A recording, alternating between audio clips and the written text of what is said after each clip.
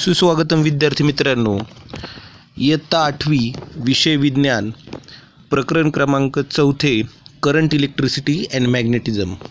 या अगोदर आपण या प्रकरणाचे 2 भाग पाहिलेले आहेत की ज्यामध्ये आपण current electricity, electrostatic potential, potential difference, त्यानंतर electric circuit, electrical cell, dry cell, lead acid cell आणि simple electric circuit, nickel cadmium cell आणि कनेक्टिंग सेल्स हे टॉपिक पाहिलेले आहेत।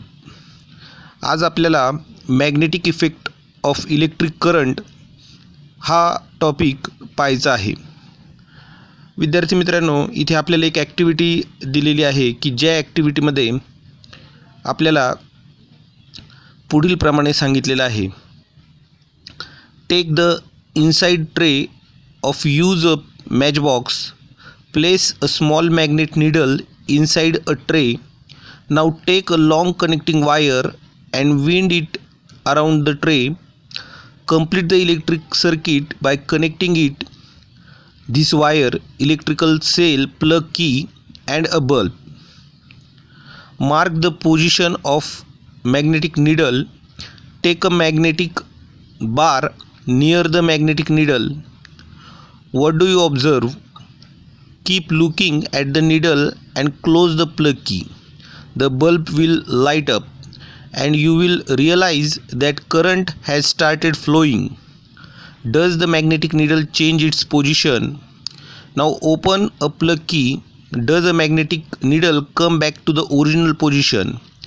What will you conclude from this experiment? विद्यार्थी मित्रांनो, ज्यावेळेस electrical circuit on होतं म्हणजे प्लग की आपण क्लोज करतो त्यावेळेस इलेक्ट्रिकल करंट हा त्या इलेक्ट्रिक कंडक्टरमधून फ्लो व्हायला सुरुवात होते। ज्यावेळेस करंट फ्लो होतो त्यावेळेस मॅग्नेटिक निडल हे डिफ्लेक्शन दाखवत असतं आणि ज्यावेळेस आपण करंट स्टॉप करतो त्यावेळेस मॅग्नेटिक निडल हा त्याची पोझिशन रिगेन करतो म्हणजे ओरिजिनल पोझिशनला परत येतो।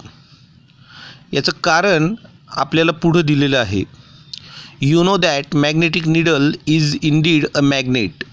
You have seen a magnetic needle changes its position when a bar magnet is taken near the magnetic needle. Also, you have observed that magnetic needle changed its position and direction when current started flowing in the circuit. This means that magnetic field is created when current is flow from the wire. आणि ऑस्ट्रेड नावाच्या शास्त्रज्ञांनी याचा शोध लावलेला आहे की ज्यावेळेस current flow होत असतो त्यावेळेस त्या इलेक्ट्रिकल कंडक्टरमध्ये मॅग्नेटिक इफेक्ट देखील तयार होत असतो।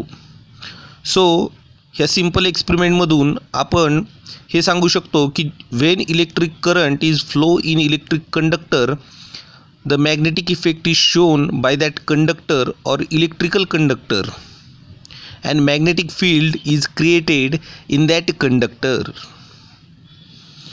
त्याच प्रकारे इथे दुसरी एक ॲक्टिव्हिटी दिलेली आहे की ज्या ॲक्टिव्हिटीमध्ये मॅग्नेटिक कंडक्टिंग वायर ही राऊंड अप केलेली आहे एका नेलला म्हणजे खिळ्याला आणि त्या प्रकारे पुढील काही गोष्टी त्यांनी आपल्याला सांगितलेल्या आहेत।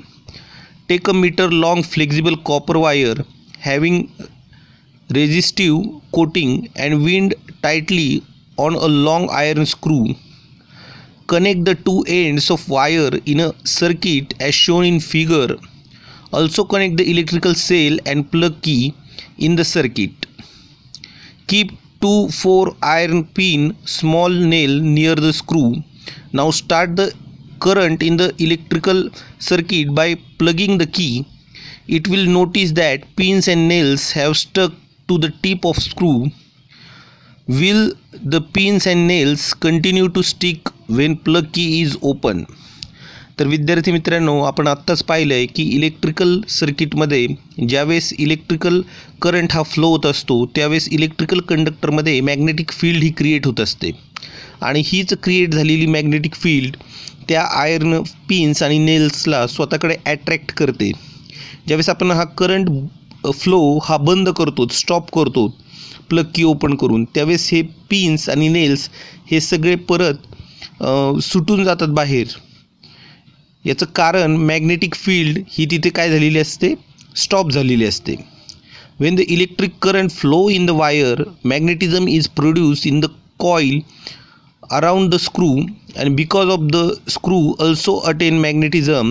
As soon as current is stopped, the magnetism is vanishes. The system of coil and screw is called as electromagnet. म्हणजे अशा प्रकारच्या मॅग्नेटिझमला आपण इलेक्ट्रोमॅग्नेट असं म्हणत असतो. You have seen various use of electromagnet in the 6th standard. आपण 6व्या इयत्तेला याच्याबद्दलचे बरेचसे ॲप्लिकेशन शिकलेलो आहोत. Electromagnet are use to produce strong magnetic field useful in scientific research. आणि ह्या इलेक्ट्रोमॅग्नेटिझमचा उपयोग वेगवेगळ्या ठिकाणी मोठ्या प्रमाणामध्ये सध्या केला जातो. आपल्याला इथे इलेक्ट्रिक बेल याचं सर्किट दिलेलं आहे आणि त्याची प्रोसिजर किंवा त्याची ॲक्टिव्हिटीसुद्धा आपल्याला आहे की कशा प्रकारे इलेक्ट्रिकल बेल ही कार्यान्वित होत असते. Electrical bell. Many of you must have seen the simple electric door bell. Open such bell which is out of order. आपल्याला सिम्पल इलेक्ट्रिक डोरबेल आपण नेहमी पाहतो आणि त्याचा उपयोगसुद्धा आपण वेळोवेळी करत असतो.